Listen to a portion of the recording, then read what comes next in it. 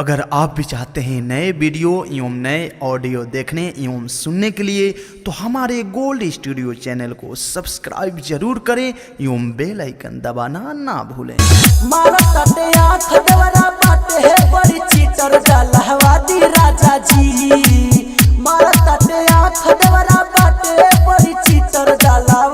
राजा जी डलवादी राजा जी एक चलिया के भीतर डलवादी राजा जी एक चलिया के भीतर डलवादी राजा जी एक चलिया के भीतर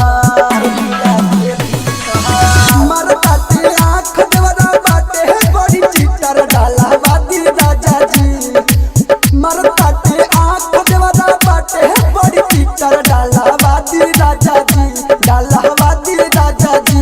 एक दुनिया के भीतर डलवादी राजा जी एक दुनिया के भीतर डलवादी राजा जी एक दुनिया के भीतर Saraswati recording studio DJ Mukesh Chakiya. हर घड़ी हमारा घेरा में रहे मिलन अकेले कबो हमारा से कहे हर घड़ी हमारा फेरा में रहे मिलन अकेले कबो हमारा से कहे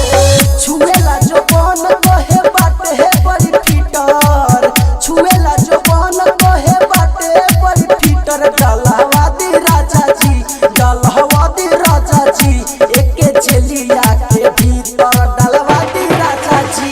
एक चलिया के भीतर घुसवादी राजा जी एक चलिया के भीतर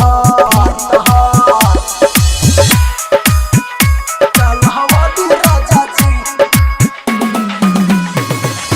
डीजे मुकेश चकिया।